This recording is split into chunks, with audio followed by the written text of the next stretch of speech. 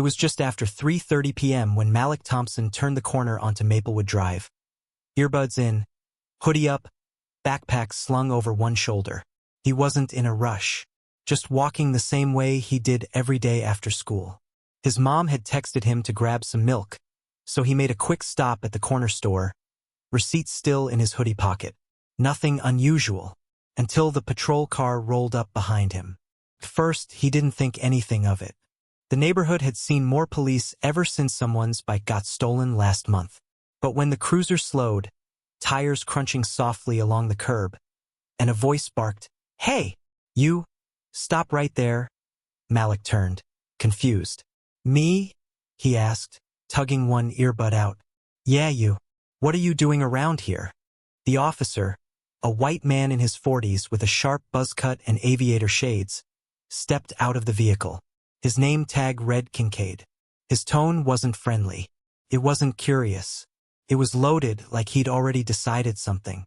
"I'm walking home, sir," Malik replied, voice steady but unsure. "I live 2 blocks over." "Why?" Kincaid narrowed his eyes. "We've had reports of someone casing houses in the area. You match the description." Malik blinked. "I what?" "I just came from school. I got homework in my bag. Backpack off." "Hands on the hood," Kincaid snapped, already reaching for his cuffs. "Sir, I didn't do anything," Malik started, but the metal clicked around his wrists before he could finish. A woman walking her dog stopped mid-step. Another neighbor glanced from their porch. People started noticing. Phones came out, but Kincaid didn't care. He shoved Malik down onto the curb like he was some criminal. "I didn't steal nothing. I just bought milk," Malik shouted, panic creeping into his voice. "Check the bag. I've got my ID." "You can explain that downtown," Kincaid said, grabbing Malik's student ID like it was some fake badge. The boy sat handcuffed, humiliated, in full view of his own neighborhood, the one his father had spent the last 6 years improving as Mayor David Thompson. But Kincaid didn't know that. Not yet. And what he was about to find out would make headlines. Malik sat on the curb, wrists tight in the cold steel cuffs, his backpack tossed nearby like trash. His hoodie was damp where it touched the pavement. Officer Kincaid stood above him, thumbing through the contents of his bag with the focus of someone trying to justify a mistake. "You know what I think?" Kincaid muttered, loud enough for the nearby crowd to hear. "I think you're playing a game, trying to look like a student so you can blend in." Malik's jaw clenched. "Sir, I told you. I live 2 blocks over. My ID is in there. School just let out." Kincaid pulled out a crumpled homework sheet. "Yeah. And I can print one of these off the internet too." Malik tried to stay calm, but his voice cracked. "Please, just call someone." "My dad." "Oh, your dad's a lawyer? Judge? Let me guess, you gonna make a phone call and get out of this?" Kincaid mocked, kneeling slightly. "You think dropping a name's gonna help you?" Malik didn't answer. He just looked away, humiliated. Then, Kincaid's radio buzzed. "Unit 4, come in. We've got a priority message." The dispatcher's voice crackled. "Go ahead," Kincaid replied, keeping one eye on Malik. "Unit 4, stand by. Confirming details. Be advised, Mayor Thompson is en route to your location. He's reporting an unlawful detainment. Subject description matches a juvenile male, possibly his son." There was a beat of silence. "What?" Kincaid barked. "Repeat that." "Mayor David Thompson is en route. ETA 3 minutes. Says his son was just cuffed without cause. Sir, you may want to confirm ID immediately." Kincaid stared down at the school ID still in his hand. Malik D. Thompson. His face drained of color. He glanced around at the bystanders, at the phones recording, at the small crowd growing by the minute. He turned back to Malik, stammering. Is this for real?" Malik didn't say a word. Kincaid stood slowly, eyes darting to his cruiser. His hands hovered near the cuffs, unsure what to do now. The smirk from earlier was gone. So was the power in his voice. Another radio call crackled through. "All units, be advised, Mayor is arriving now. Approach with respect." The silence that followed was heavy, the kind that feels like it's holding its breath. Then the unmistakable sound of tires screeching filled the street. A black SUV roared around the corner and stopped with surgical precision. The back door flew open before the vehicle even came to a full stop. And the man who stepped out wasn't just any father. He was the one who ran the entire city. Mayor David Thompson stepped out of the SUV like a storm in a suit. His usual calm was nowhere to be found. His eyes locked instantly on Malik, handcuffed, sitting on the curb like some street criminal. "Malik!" he barked, already moving. "Dad!" Malik stood up as best he could, his cuffed hands awkward in front of him. Kincaid froze, visibly rattled. "Sir, I didn't know who he was." "Didn't know who he was?" The mayor shot back, marching toward the officer. "That's your excuse for handcuffing a kid walking home with milk and homework in his bag? You needed to know his name to know he didn't deserve this." The growing crowd backed up instinctively, creating space. Phones were recording from every angle now. "Mr. Mayor, sir," Kincaid stammered. "I thought he was. There was a report. Someone matching the what?" Mayor Thompson's voice rose. "Matching the young black kid walking in a hoodie description? That what you're about to say?" Kincaid's mouth opened, but no words came. "I want those cuffs off my son. Now." Kincaid hesitated. "I said now." Thompson barked. The cuffs came off in seconds. Malik rubbed his wrists, stepping behind his father like he was finally allowed to breathe again. The mayor turned to his son. "You okay?" Malik nodded slowly, voice quiet. "Yeah, just embarrassed." Thompson's jaw tightened. He turned back to Kincaid. "What's your badge number?" "Sir, badge number 41267. The mayor looked toward his assistant, who had just arrived and stepped out of the SUV. "Janelle, call the city manager. I want internal affairs out here in the next 10 minutes.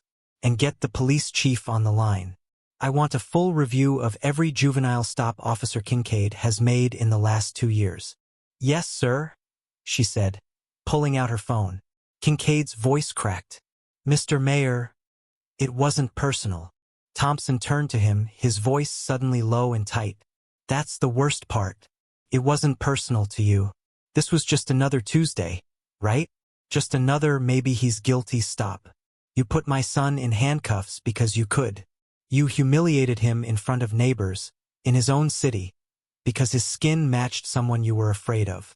He stepped closer, toe-to-toe now. "But I want you to understand something, officer. My son isn't protected because I'm mayor. He's protected because he's a citizen, just like every other boy who walks down this street. And you just showed this entire neighborhood how fragile that protection really is." Kincaid stood still, staring at the ground. A second officer arrived, breathless and wide-eyed. He took in the scene. The crowd, the mayor, the recording phones, and Kincaid standing like a kid caught stealing cookies. "I want him off duty," the mayor said. "Effective immediately. I'll handle the rest." The second officer nodded stiffly and led Kincaid away. The crowd didn't cheer. They didn't boo.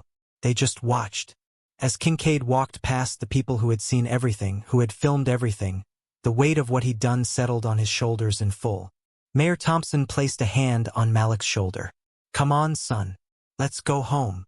Malik walked beside him, still quiet, his hands slightly trembling. As they passed the crowd, a few neighbors nodded. Some clapped. The woman with the dog lowered her phone and whispered, "I'm so sorry, Malik." He nodded politely but didn't stop walking. Because while the cuffs were off, the weight of what had just happened hadn't gone anywhere. 2 hours later, Officer Kincaid sat in a folding chair outside the precinct's internal affairs office, stripped of his badge and gun, staring blankly at a wall. Across town, the footage had already made the rounds, every social media platform buzzing with the video titled, "Mayor's son wrongfully arrested walking home." The comments came fast and fierce. But the mayor didn't need the internet to feel the heat. He felt it in Malik's silence. They rode home in the back of the SUV, just the two of them. The city had grown quiet, but inside that car, the noise hadn't stopped. "Did you know the guy?" Malik asked suddenly, eyes on the floor. No, Thompson said quietly. Never met him before today. Malik leaned back. He really cuffed me like I was nothing. His father turned. You're not nothing. Not to me. Not to this city. Not to anyone with sense. But would he have done it if I wasn't your son? That question cut deeper than anything else that day. Mayor Thompson exhaled, rubbing his temple. Probably. That's the problem. They sat in silence again, until the SUV pulled into their driveway. Inside, Malik went straight to his room. Thompson stood in the living room, staring at the framed family photo on the wall, the one taken at his first swearing-in. Malik was just 12 then. Beaming. Proud. He picked up his phone. Chief Owens. We're holding a press conference tomorrow. I want Kincaid's full suspension public. And I want our civilian complaint review board expanded. We're rewriting the stop and search protocol. Starting now. Understood, Mr. Mayor. The next day, the press lined the steps of City Hall. Mayor Thompson stood behind the podium, flanked by legal staff, community leaders, and his son. Now in a blazer, quiet but present. Yesterday, the mayor began. My son was handcuffed, humiliated, and profiled on a street he's walked every day of his life. Not because he broke the law, but because someone with a badge assumed he didn't belong. He paused, letting the words sink in. That stops today. Not just for Malik. For every kid who gets stopped for walking while black. For every parent who fears the walk home more than the school day. We're not just firing one cop. We're fixing the system that let him think that was okay. The crowd erupted in applause. Malik looked up at his dad, not just as the mayor, but as a father fighting for him. And for the first time since it happened, he smiled. In the days that followed, the video didn't just trend, it sparked something. Protests turned into town halls. Town halls turned into policy drafts. Parents, teachers, and teenagers came forward with stories of their own. Stories that had been swallowed for years. But now, with a mayor willing to listen, and a son who could have been any of them, change felt possible. Officer Kincaid resigned before formal charges were finalized. But the damage had already been done. His name became a cautionary tale in training videos across the state. Malik, once just the mayor's quiet son, became a symbol, not of victimhood, but of visibility. He joined a youth advisory board, speaking at schools about what happened. Not with anger, but with purpose. Because the cuffs that bruised his wrists weren't just steel, they were a system. And now, that system was being rewritten. Injustice doesn't ask for titles before it strikes. Respect shouldn't depend on who your father is. The moment we demand dignity only for those with power, we betray everyone without it. Speak up, show up, and never let silence be more comfortable than change.